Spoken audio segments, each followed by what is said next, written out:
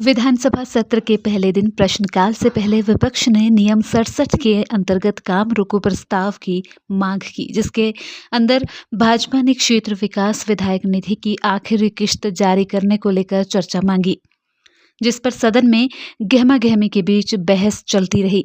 मगर बेनतीजा बहस के बीच विपक्ष ने सदन से वॉकआउट कर दिया।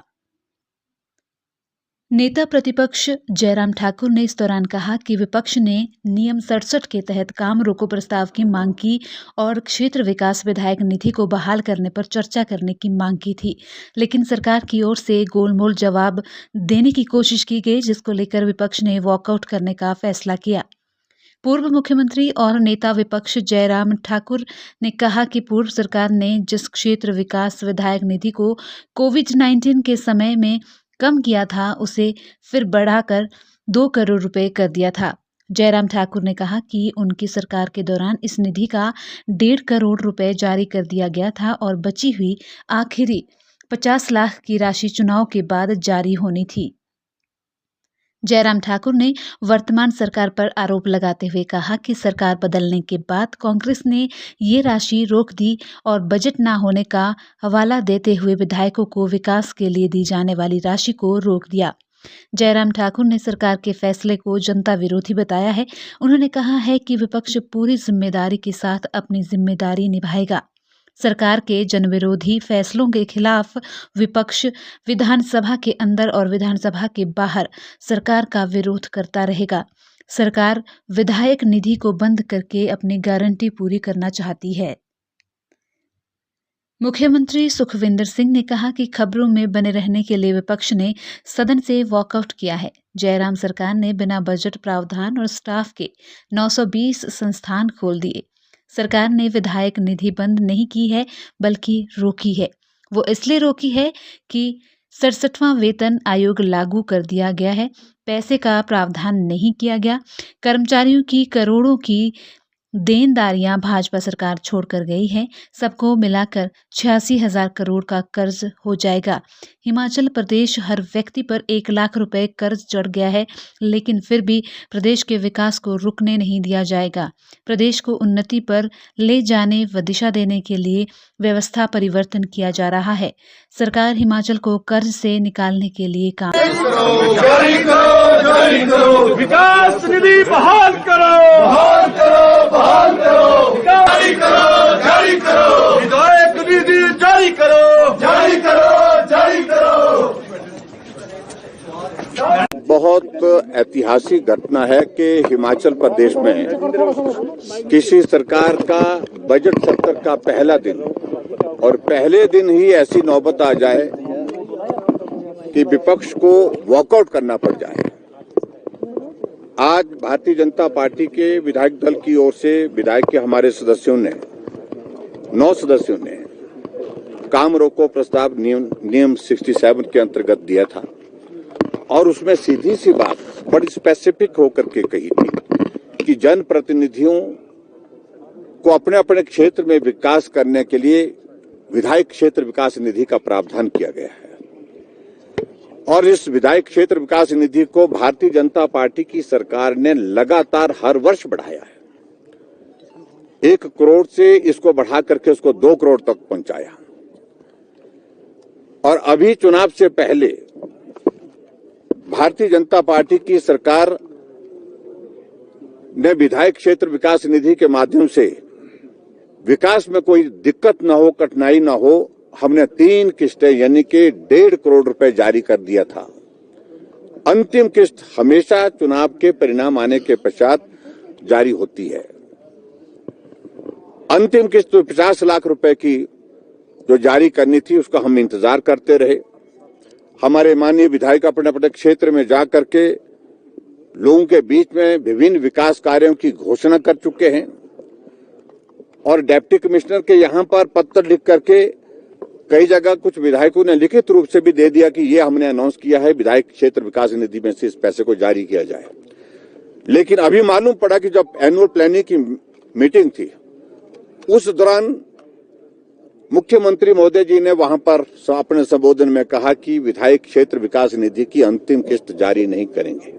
और आज जिस प्रकार से सारी चर्चा को फिर हट फिर करके उसी तर्ज पर संस्थान खोल दिए, संस्थान खोले, आपने भी खोले थे, हमने तो चलाए, आपने तो संस्थान खोलने जो 6-6 महीने 8-8 महीने से चले हुए संस्थान वो बंद किए।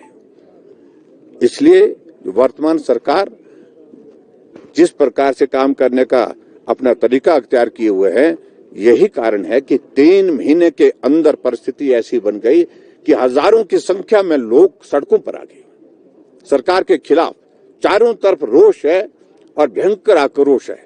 और यही नहीं, यहीं तक नहीं, ये आक्रोश कांग्रेस पार्टी के विधायकों के बीच में भी है, उनके विधायकों में भी है।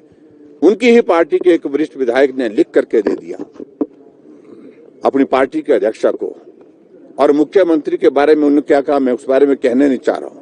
ये परिस्थिति 3 महीने के अंदर आ गई, तो चारों तरफ एक निराशा का माहौल है। और विपक्ष की एक भूमिका है, और विपक्ष की भूमिका है कि जहां भी जन विरोधी निर्णय होगा, जो भी निर्णय जनहित में नहीं होगा, हम उसके लिए विधानसभा के अंदर भी अपनी आवाज बुलंद करेंगे, हम उसके लिए अपनी आवाज विधानसभा के बाहर भी बुलंद करेंगे। इसलिए आज हमने जो नियम 67 के अंतर्गत जो प्रस्ताव दिया था, काम रोको प्रस्ताव, हमने उस पर चर्चा मांगी थी, चर्चा उसमें अलाउ नहीं हुई, उसमें घुमा फिरा करके जवाब देने की कोशिश हुई और जो हमको स्वीकार नहीं थी, इसलिए हमने वॉकआउट किया है। विपक्ष वॉकआउट करके न्यूज में बना रहना चाहते हैं, जनता से जुड़े मसलों पर प्रस्ताव लाते, प्रदेश के विकास के क्षेत्र में प्रस्ताव लाते, किसी विधानसभा क्षेत्र के विकास में प्रस्ताव लाते। काम रोको प्रस्ताव जो नियम 67 का सबसे बड़ा हथियार है, वो विधायक निधि को लेकर आए।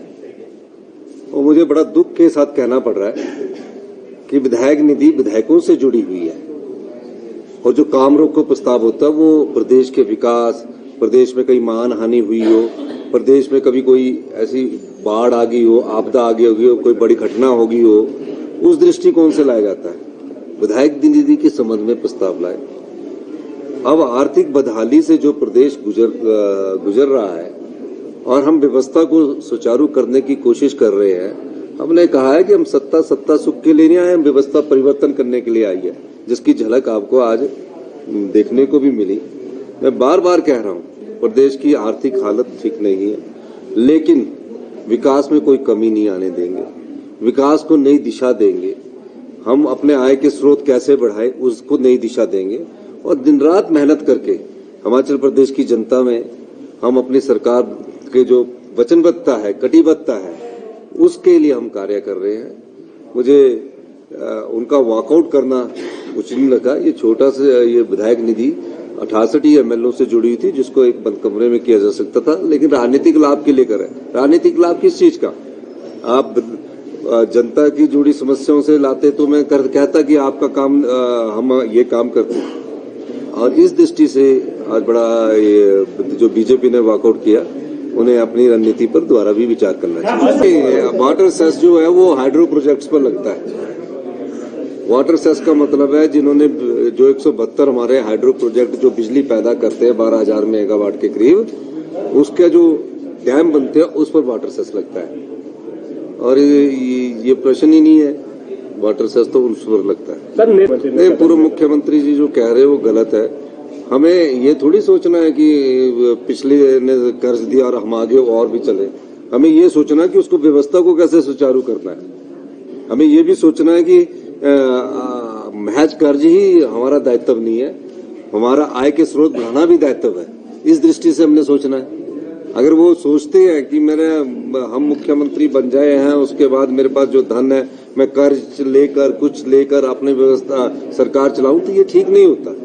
हमें हिमाचल के भविष्य की जो युवा पीढ़ी है उसके लिए सोचना है, किसान के लिए सोचना है, महिलाओं के लिए सोचना है, मजदूर के लिए सोचना है, कर्मचारियों के लिए सोचना है, अधिकारियों के लिए सोचना है। हमने फिर भी व्यवस्था की, 1,000 करोड़ हमने सरकारी कर्मचारियों और अधिकारियों को ओल्ड पेंशन स्कीम के तहत ला रहे हैं। हम व्यवस्था कर रहे हैं, सुधार कर रहे हैं। अब ये कहना कि महज एमएलओ को हिमाचल सदन, हिमाचल भवन दिल्ली में 1200 रुपया लगते हैं और सब्सिडी का खाना भी बंद कर दिया गया है। मैं भी खुद उनके अधिकारों का प्रयोग कर रहा है और कर्मचारियों को सिर्फ 500 रुपया लगता है। इस दृष्टिकोण से हमें नहीं सोचना है। हमें सोचना कि हमें सोचना ये है कि हमें एक समानता सब जगह लानी है ताकि आम आदमी और कोई खास आदमी में अंतर न रहे, आम आदमी की तरह हम लोग जिए।